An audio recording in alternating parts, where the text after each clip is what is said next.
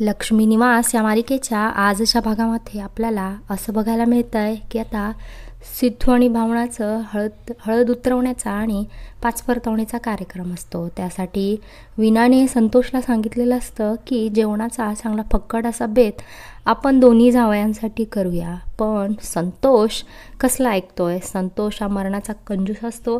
त्याने मुद्दाम अगदी साध्या वरण भात डाळ अशा साध्या जेवणाचा बेत केलेला असतो आणि ते पाहून विनाला आणि आरतीला खूप टेन्शन आलेलं असतं. त्यानंतर विना किचनमध्ये आरतीला म्हणत असते की बघ ना आरती, आज इतके पाहुणे आपल्याकडं, पहिल्यांदा सिद्धू आपला जावई म्हणून आलेला आहे आणि ह्यांनी बघ ना जेवणासाठी नुसता कंजूसपणा करायचं ठरवलेलं आहे आणि अगदी साधं जेवण बनवायला मला सांगितलेलं आहे, नाहीतर ते गोंधळ घालतील.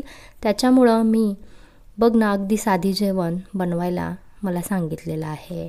त्यानंतर आरतीसुद्धा म्हणते, हो ना, मला तर फार लाज वाटत आहे की आपण काही गोडाधोडाचं आपल्या जावयांना आणि नणंदबाईंना करून खाऊ घालत नाही आहे.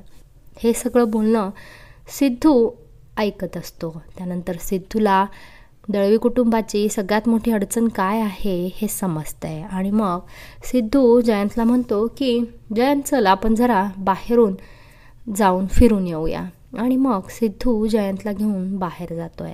त्यानंतर जेव्हा ते दोघं बाहेरून येतात तेव्हा सिद्धूच्या हातामध्ये सिद्धू म्हणत असतो की चला पटकन, खूप भूक लागलेली आहे, पटकन बघा मी काय घेऊन आलेलो आहे. आणि सिद्धूने गरमागरम मिसळ, त्याचबरोबर भजी आणि वडापाव, अजून बरंच काही आणलेलं असतं. आणि इकडे जयंत म्हणतो की हो ना, मला इथे बाजूच्या स्टॉलवर मुगाचा हलवा, आळूवडी असं सगळं दिसलं, त्याच्यामुळे मी ते सुद्धा घेऊन आलेलो आहे, त्यामुळे पटकन आता जेवायला बसूया.